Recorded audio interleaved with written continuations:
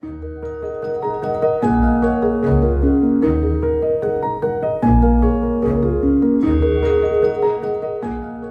entrepreneur, c'est être confronté au sentiment de solitude. Est-ce un frein, une liberté, une angoisse ou un challenge ? Tout seul. Toute seule. Tout seul, oui. Toute seule. Tout seul. Toute seule. Toute seule. Avec Tout seul, un des podcasts d'Orange pour les pros, nous rencontrons partout en France des entrepreneurs qui vous partagent leur expérience, leur histoire.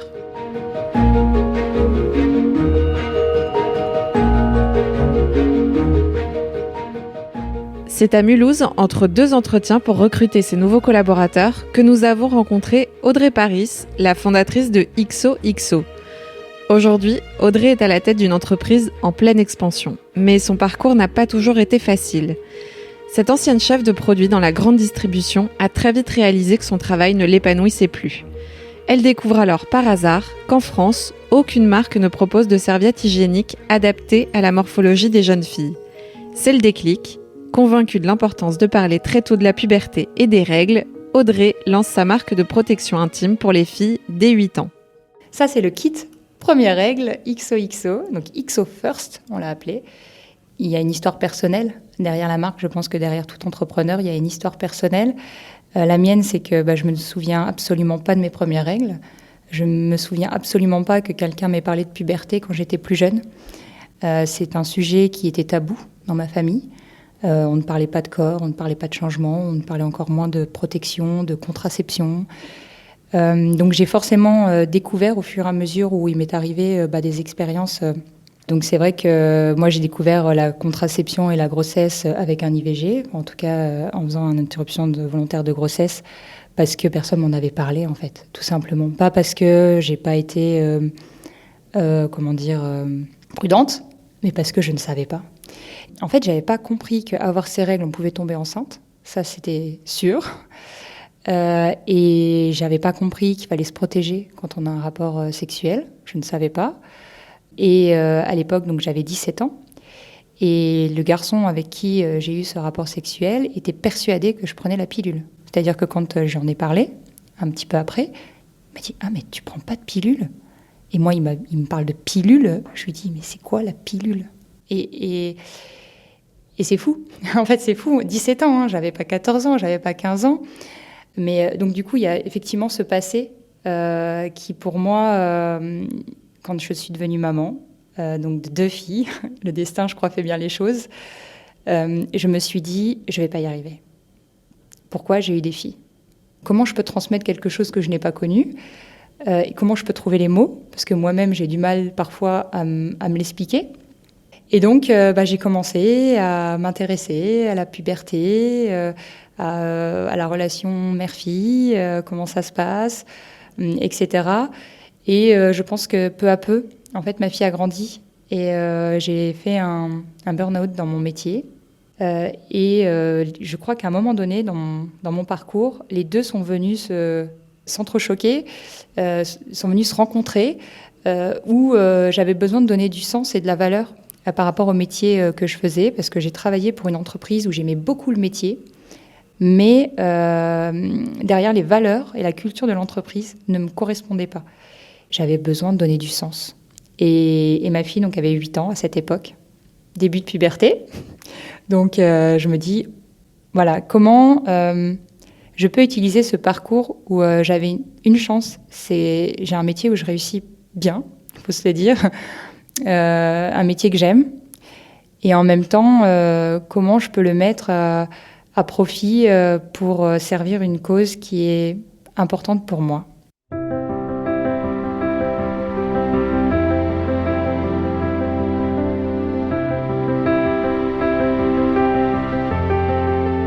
Donc, j'ai quitté mon travail de commercial avec une rupture conventionnelle. Effectivement, ce qui permet aujourd'hui donc de toucher le chômage et d'avoir le temps de créer, en tout cas de faire naître le projet.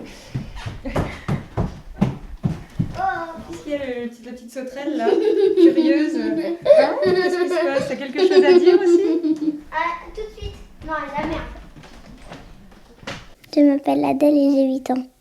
Ma maman, elle travaille sur les règles. Et elle fabrique des serviettes en coton bio pour les jeunes filles qui ont leurs règles. Et c'est pour éviter que le sang y coule dans leurs culottes et que ce soit désagréable pendant la journée. Tu sais ce que c'est les règles? Les règles, c'est un peu comme la puberté où tu as... et c'est permis que après tu puisses avoir des bébés plus tard. Je m'appelle Charlotte, j'ai 11 ans et je suis la fille de Audrey. Est-ce que tu as des copines autour de toi qui ont déjà leurs règles? Oui. Elles nous l'ont dit dans l'oreille, et voilà. On n'en parle pas tellement. Ma maman, je l'aime et je trouve qu'elle elle a très bien choisi son travail. Elle travaille beaucoup parce que je sais qu'elle crée une entreprise et que déjà, à mon avis, elle s'épanouit dans son travail et donc moi, c'est ce qui compte pour moi.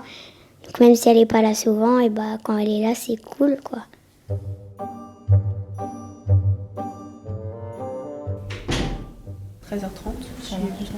Moi, je sais pas si je serai là, mais sinon, tu peux y aller et puis on en reparle après. Nickel. Merci, Hélène. Tu veux, mais je t'en prie. Alors où est-ce qu'on est ici, Audrey? Alors ici, on est au village Baïséa. Ce village héberge des startups qui sont vraiment dans leur croissance, donc qui sont en accélération. Donc ici, effectivement, on a des bureaux à la fois de coworking et à la fois des bureaux fermés quand on a besoin d'espaces un peu plus confidentiels. Donc nous, aujourd'hui, on est en coworking, mais bientôt, nous allons devoir prendre un bureau avec le recrutement que je suis en train d'effectuer. Parce que bientôt, vous allez être 6, c'est ça? Oui, c'est ça. Vous passez de toute seule à 6. Et oui, ça me fait toujours bizarre de l'entendre, mais oui, effectivement, au mois de septembre, on sera 6. Mais on reste toujours dans cet écosystème de bienveillance. On parle beaucoup les pauses café entre start-upers. D'ailleurs, on est devant la salle qui s'appelle Sauna AID. C'est vraiment, le nom est bien choisi parce qu'on est toujours en effervescence. En fait, on est toujours en train de créer, de se poser des questions, d'échanger. Donc on a l'ambiance effectivement ici.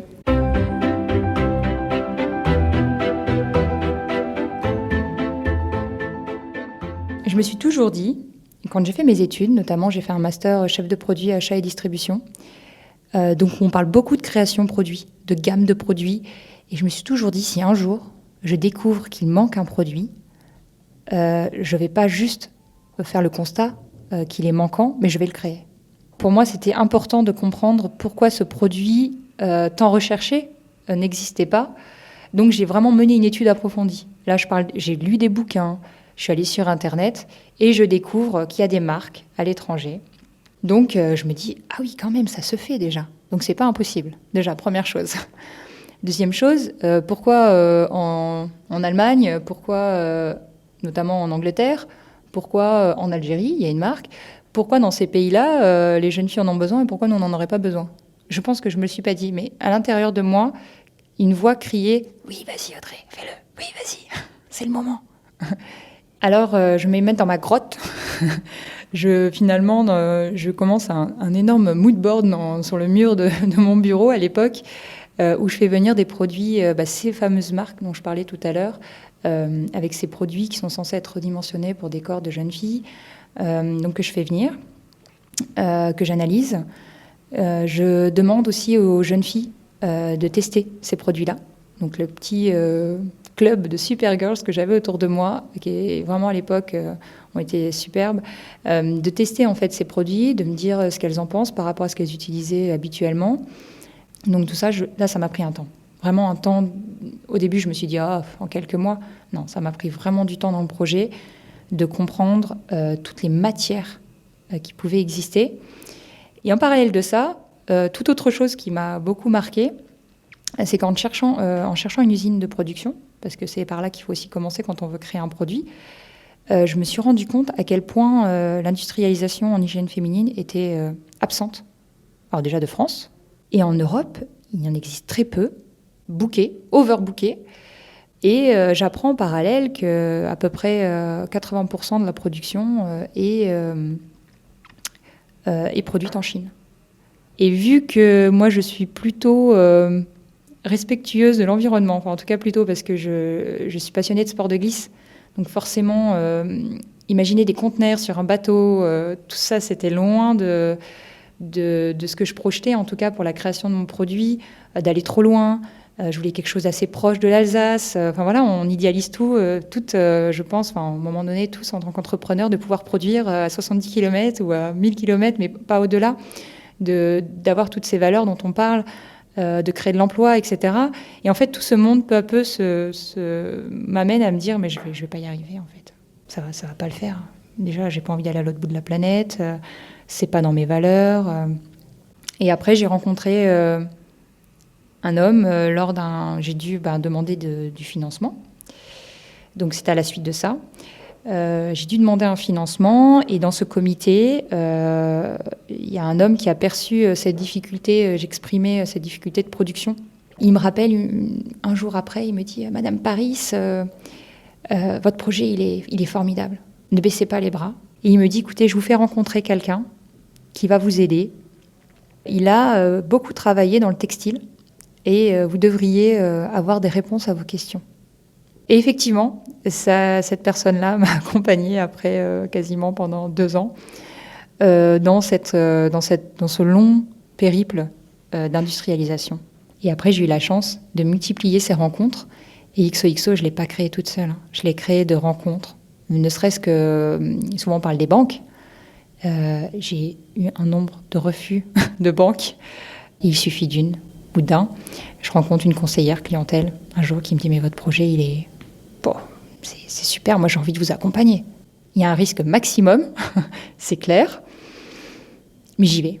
Je vais défendre votre projet à ma direction. Ça va pas être facile, mais on va le faire ensemble. Vous allez m'aider. Alors quand vous avez une conseillère clientèle de banque qui vous dit ça, vous dites « Waouh !» Mais en fait, c'est la résilience, quoi. C'est la persévérance. Et c'est ça, l'entrepreneur. Ça aussi, j'ai compris assez tôt qu'il ne fallait rien lâcher. Il faut croire en son projet. S'il est bien préparé, si on croit à ce qu'on est en train de créer, forcément, à un moment donné, on rencontre la personne qui va permettre d'avancer.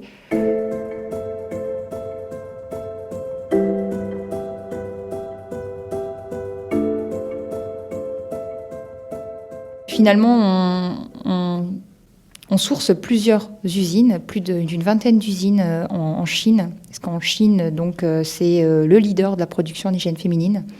Ils ont des usines qui sont énormes. Et je voulais quand même rester sur une usine moyenne, c'est-à-dire familiale. C'était important pour moi. Déjà, j'ai passé ce cap de me dire qu'il faut que j'aille à l'autre bout de la planète pour concevoir ce produit. Il m'a fallu déjà un peu de temps pour l'accepter, pour le comprendre. Et là, effectivement, j'ai eu cette exigence après en voyant qu'il y avait un marché et beaucoup d'usines. Et je me suis dit, OK, là, je peux quand même avoir le choix de mon usine. Donc là, qu'est-ce que je veux ? Qu'est-ce qui est en phase avec mes valeurs ? Et donc là, en fait, je crois que c'est un éternel recommencement à chaque fois qu'on prend une décision en tant que dirigeant d'entreprise, mais c'est de se dire, voilà, qu'est-ce qui derrière ça est important pour moi ? Et je pense que le plus important, quand on est entrepreneur, c'est d'assumer, en fait, ses choix. Mon prochain projet, c'est d'y aller, parce qu'effectivement, moi, j'ai créé XOXO pendant le Covid, enfin une partie du Covid et à la sortie du Covid. Autant dire qu'on n'était pas forcément les bienvenus là-bas. Vous avez géré la commercialisation de ce produit à distance ces 2 dernières années. Incroyable. On a fait comme tout le monde. Visio, digital, vidéo. En fait, mon contact là-bas, quelqu'un de confiance, un partenaire vraiment de confiance, me prenait tout en vidéo. Et j'avais l'impression d'y être. Ils sont incroyablement innovants. Ils ont des barrières. Enfin, ils n'ont pas, justement, nous, on a des barrières qu'ils n'ont pas. Alors, je prends un exemple. L'usine avec laquelle je travaille ne faisait pas du tout de coton bio. Et je voulais absolument du coton bio parce qu'effectivement, moi, j'ai mené en fait la création du produit avec un laboratoire qui est spécialisé dans l'hygiène féminine en France. Il s'avère que le coton bio, c'était un élément vraiment indispensable pour écarter tous les perturbateurs endocriniens, pour avoir des certificats, pour avoir des labels, pour être sûr en fait de la matière première. Donc, c'était une exigence que j'avais. Et donc, cet exemple-là, pour revenir à l'usine, qui a dit « Ah non, mais il n'y a pas de souci, on ne fait pas, mais on va le faire pour vous. » Ils pouvaient nous dire non. Mais c'est cette mentalité de dire « Oui, oui, on est capable de faire. Ça va coûter tant. Est-ce que vous êtes d'accord ou pas ?» Et ça, c'est génial, parce qu'après, la décision, elle nous appartient.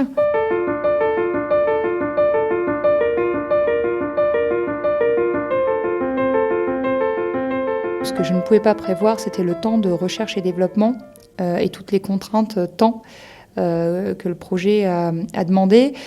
Quand effectivement c'était le moment de commercialiser le produit, j'étais à quelques mois de la fin de mon chômage, avec forcément pas du tout la possibilité de me verser un salaire. Donc il a fallu là en parler avec mon mari, parce que ça impacte forcément, que ce soit d'un point de vue financier, le couple ou la famille, quand il y a des enfants aussi. Derrière, on a quand même des responsabilités. Et moi, j'ai eu la chance que mon mari me soutienne depuis le début, et que ce soit financièrement, que ce soit moralement, qui me soutient encore. Aujourd'hui, ça fait maintenant 2 ans de création de société. Je ne suis toujours pas salariée, je ne me verse toujours pas de salaire. Et j'ai un mari qui me soutient et qui a la capacité, en tout cas, de répondre à nos besoins. Ça vous être utile, parce qu'au moins, je vais vous prendre un de vos bouquins et on va écrire quelques petits. Je suis Christophe et je suis le mari d'Audrey Paris. J'essaie de lui dire tous les jours, je suis hyper fier d'elle. Quand je vois ce qu'elle a accompli en quelques années et la quantité d'informations qu'elle a ingurgitées, on va dire, je trouve ça impressionnant. Ce que moi-même, franchement, je lui dis, je serais incapable de le faire. Mais ça l'a bonifiée, mais vraiment dans tous les sens du terme. Elle est beaucoup plus rayonnante, même s'il y a beaucoup de travail, beaucoup de stress, ça n'a plus rien à voir avec avant.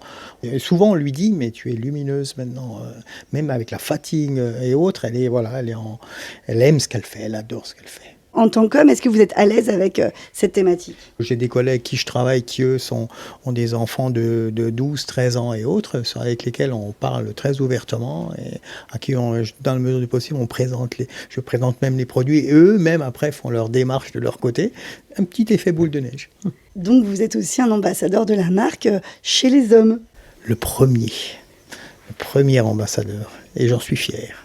Alors au début, on a commencé avec le Grand Est, mais aujourd'hui, non. Ça y est, ça fait plus d'un an qu'on commercialise. On est en Île-de-France. On continue sur le Sud-Est, donc Lyon, et on grappille peu à peu. Depuis le début, j'ai travaillé le produit, son prix, pour qu'il soit accessible via la grande distribution, pour qu'il trouve sa place en grande distribution. À l'échelle nationale, des distributeurs. On trouve des distributeurs qui souvent ont envie de nous accompagner, sont touchés par la marque, par l'histoire, par la personne que je suis. Ça, j'ai mis du temps à l'accepter. J'ai mis beaucoup de temps à l'accepter. Souvent, on me dit, mais Audrey, t'es tellement passionnée dans ce que tu fais, et t'as une capacité de conviction qui est assez impressionnante. Et au début, je me cachais derrière le produit en disant « Non, mais c'est génial, regarde, ça va servir. » Mais il n'y a pas que ça, en fait. Je pense que c'est important de porter son projet humainement aussi.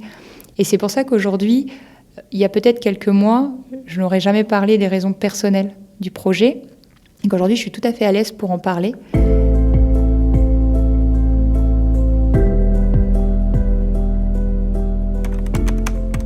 Bonjour. Merci, super.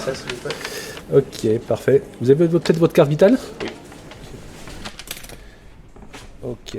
Donc je suis Bertrand, pharmacien dans Mulhouse, et on est aussi devant le rayon de toutes les lingettes et tous les produits de protection féminine. Et donc vous avez les fameuses boîtes XOXO de Audrey Paris ? Tout à fait, effectivement. C'est quelque chose qu'on a mis en place là il y a quelques mois déjà. En fait, la représentante de la marque XOXO est venue me voir en me disant voilà, j'ai un produit complètement innovant. Et bien, effectivement, j'étais séduit parce que ça répond à une demande. Alors, ce qui est assez rigolo, c'est qu'en fait, c'est surtout les mamans qui viennent. Les mamans accompagnées de leurs jeunes filles et qui se précipitent sur les serviettes classiques. Ce qu'on fait, on dit mais vous savez, en fait, on a des serviettes qui sont plus adaptées. Ah bon, c'est quoi, blablabla. Et on oriente en fait sur ce type de population.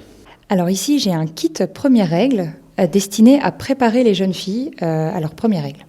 Et donc à l'intérieur de ce kit, on va pouvoir avoir plusieurs serviettes, 2 nuits, 4 serviettes jour et 2 protège-culottes, pour que le papa ou la maman puisse déjà montrer, c'est-à-dire puisse déjà ouvrir une protection avec la jeune fille, lui montrer à quoi ça ressemble.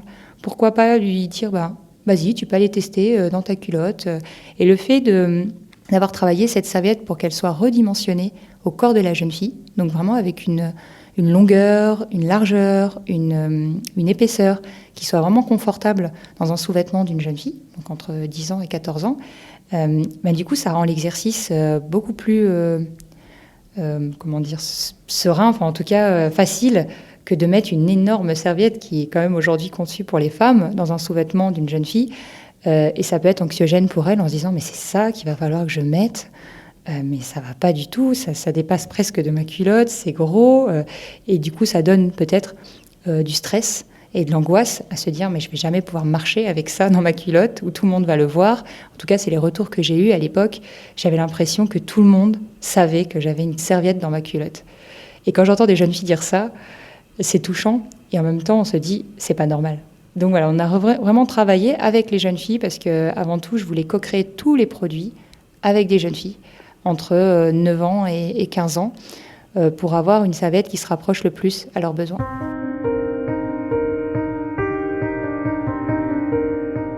J'ai commencé à financer XOXO avec des emprunts bancaires, un emprunt bancaire, puis un autre. Et c'est après seulement que j'ai découvert qu'il y avait des incubateurs de start-up, des accélérateurs de start-up.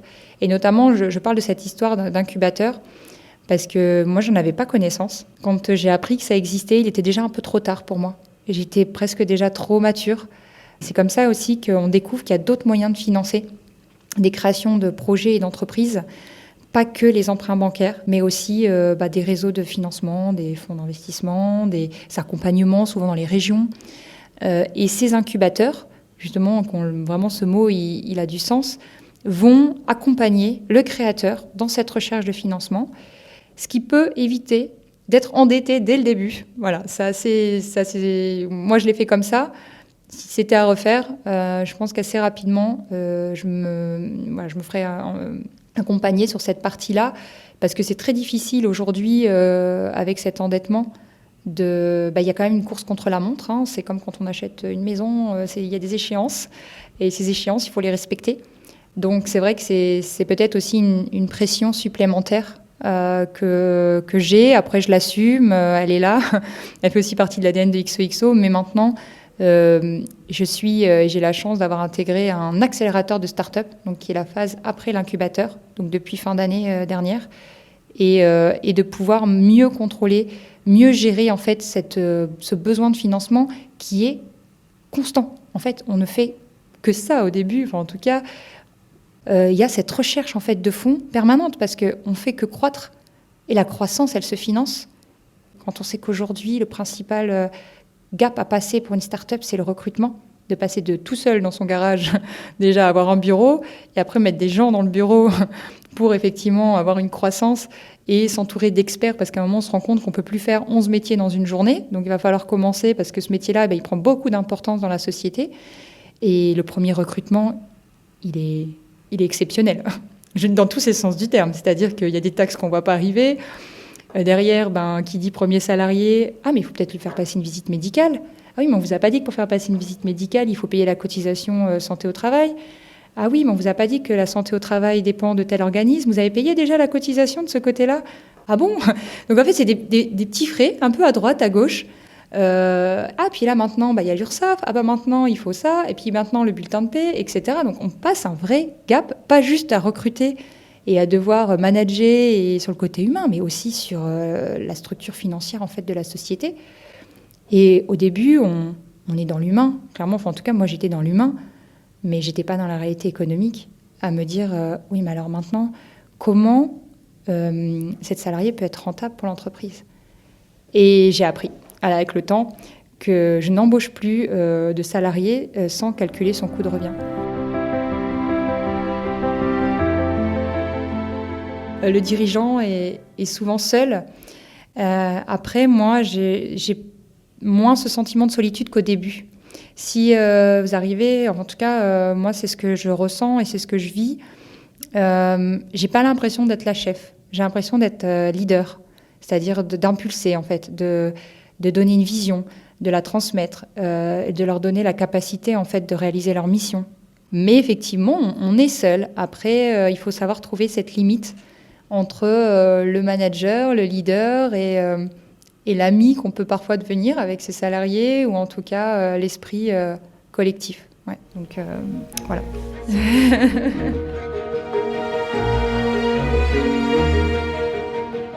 Bonne continuation à Audrey Paris.